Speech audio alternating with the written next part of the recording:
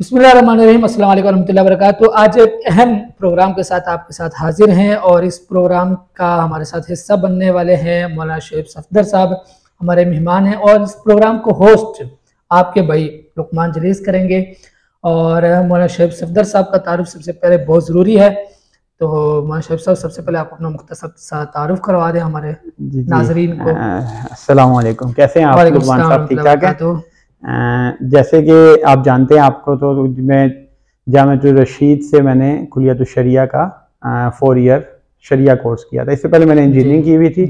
तो ये एक स्पेशल कोर्स इन्होंने डिज़ाइन किया हुआ बेसिकली ग्रेजुएट्स अफराद के लिए, यूनिवर्सिटीज़ के पास आउट्स के लिए, कि जो दीन की इन डेप्थ डिटेल नॉलेज चाहते हैं। तो उसके लिए कोर्स डिज़ाइन किया। तो अल्हम्दुलिल्लाह इसमें हमारे बहुत अच्छे अच्छे इंजीनियर, डॉक्टर्स, MBAs और बहुत डिफरेंट फील्ड से लोग इसमें आते रहते हैं और अल्हम्दुलिल्लाह दीन की बड़ी अच्छी नॉलेज लेके और फिर माशरे में बड़े अच्छे अंदाज में काम कर रहे हैं। जी, आज का जो हमारा टॉपिक है वो मुख्तसर सी दुआ है हजरत इब्राहीम अलैहिस्सलाम की। अल्लाह के प्यारे हबीब ने एक दुआ मांगी थी और कुरान में वो दुआ अल्लाह ताला ने जिक्र फरमाई है, रब्बना तक़ब्बल मिन्ना इन्नका अंतस समीउल अलीम। तो उस पर हम थोड़ा सा डिस्कशन करेंगे कि किस तरह अल्लाह के प्यारे नबी ने उसमें दुआ मांगी थी और किस तरह अपनी नेकी, एक अमल जो अल्लाह के नबी ने और हज़रत इस्माइल अलैहिस्सलाम जो उनके बेटे, जिनको आला तरीन अल्लाह ने दर्जा अता फरमाया था कि बैतुल्लाह की बुनियादें रख रहे थे।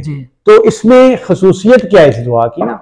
इस दुआ की खसूसियत यह है कि इतनी मुख्तसर सी दुआ है लेकिन एक अजीब दुआ है। अगर आप बंदा देखे कि हज़रत इब्राहीम अलैहिस्सलाम और इस्माइल अलैहिस्सलाम दोनों आला तरीन अम्बिया, आला तरीन, और दुआ क्या मांग रहे हैं और कर क्या काम क्या कर रहे हैं? बैतुल्लाह की तामीर कर रहे हैं। और बैतुल्लाह की तामीर कर रहे हैं, करने वाला आला तरीन, और काम क्या कर रहे हैं? बैतुल्लाह के उससे अच्छा काम हो ही नहीं सकता। तो उसके बाद वो क्या कह रहे हैं? रब्बना तक़ब्बल मिन्ना। आजिज़ी देखिए उनकी कि कैसे अल्लाह के सामने पेश कर रहे हैं कि अल्लाह इसको हमारे से कबूल कर ले। तो ये दीन का काम है और फिर उसके ऊपर दुआ भी है, ये नेक काम कबूल हो जाए। जी, ये नेकी को कबूल कराने का आप देखेंगे। हम लोग छोटे छोटे काम करते हैं लेकिन हमारे अंदर कितनी अकड़ हो जाए, मैं तो बड़ा पता नहीं क्या बन गई हूँ, अकड़ के चलना शुरू कर देते हैं। तो भाई थोड़े हल्के हो जाओ, लाइट हो जाओ। तो ठीक है, तुमने कोई थोड़ा बहुत काम कर लिया, थोड़े पैसे अल्लाह के रास्ते में लगा दिए, कोई किसी की मदद कर दी है, किसी पे कोई काम कर लिया, तो इतना नहीं है उसको कबूलियत। तो ये एक ऐसी दुआ है कि इंसान के अंदर अगर ये दुआ उसके अंदर उतर जाए जी, अपने अमल को कबूल। अच्छा, अब दूसरी एक अहम तरीन बात अगर आप इसके अंदर देख लें कि हज़रत इब्राहीम अलैहिस्सलाम की थोड़ी सी हम अगर हिस्ट्री, जिंदगी को देखें कि कैसे उन्होंने जब इब्तिदान से, जब उनको छोटे से थे, बच्चे थे, तो कैसे अपने बाप को, वालिद को, आज़र को बुत परस्ती से रोका करते थे और कैसे उनकी कौम उनकी मुखालफत पे आ गई और उन्होंने जब उनके तमाम बुत तोड़ दिए तो उन्होंने कैसे उनको आग में डाला और फिर कैसे अल्लाह रब्बुल इज्जत की उनके लिए खुसूसी मदद आई कि वो आग ठंडी हो गई। उनका जो मौजज़ा था इब्राहीम अलैहिस्सलाम का। फिर दूसरे स्टेप में कि कैसे किस आला दर्जे के पैगंबर थे कि उन्होंने यानी कि अपना सब कुछ ही अल्लाह के सामने पेश कर दिया था कि अपने जो बेटे को, अल्लाह का हुक्म आया कि अपने बेटे को ज़िबा कर रहे हैं, ख्वाब में देखा तो हज़रत इस्माइल अलैहिस्सलाम वो बेटा कि जिसको उन्होंने बुढ़ापे में हासिल किया था, बिल्कुल वो बेटा जो बुढ़ापे में, हाँ, जो महबूब भी था और ऐसा बेटा था जो बुढ़ापे में मिला था उन्हें, जवानी में नहीं मिला था, बुढ़ापे में दुआ के नतीजे में अल्लाह ने अता किया था। तो इतना प्यारा, वैसे भी अपनी औलाद से जो अपने पोते हैं उनसे वैसे ही ज्यादा मोहब्बत हो जाती है और उस वक्त अल्लाह ताला ने उनके इम्तिहान लिया और उन्होंने उनको लिटाया और छुरी चला दी। तो अल्लाह ने उनको फिर जानवर से कन्वर्ट कर दिया, लेकिन कितना बड़ा आजमाइश, तो अल्लाह ने उनको चुन लिया था। तो इसीलिए अल्लाह ने उनको खलीलुल्लाह का लक़ब दिया। और ये जो खलीलुल्लाह का टाइटल है ये सिर्फ हज़रत इब्राहीम अलैहिस्सलाम और रसूलुल्लाह के साथ खास है।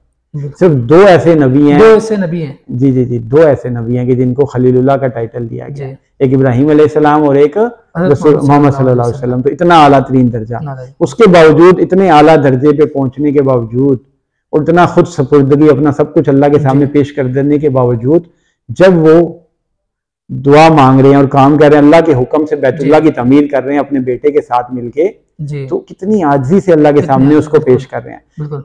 तो आज की इस एपिसोड का एक बेसिकली एक मकसद ये है, एक ये पैगाम था कि कोई भी अमल करें, चाहे वो कितने ही नेक क्यों ना हो, उस अमल की कबूलियत में अमल करने से सिर्फ ये नहीं बंदा सोचे कि यार ये अमल कबूल हो जाएगा, ये देखे कि अल्लाह ताला से उस अमल की कबूलियत की दुआ भी मांगे। जी जी, इस बेसिकली ये पैगाम एग्जैक्टली और ये दुआ अगर आप अपने अंदर उतार लें जी, अपने रोजमर्रा के अंदर उतार लें, अपनी मामूलात में उतार लें कि कोई ना कोई नेकी इंसान करता ही रहता है दिन भर में, तो उस नेकी को हर नेकी के आखिर में अगर ये जुमला जुबान से अदा कर दें, रब्बाना तकब्बल मिन्ना, तो उसको जी जी बिल्कुल इस नेकी को कबूल फरमा ले।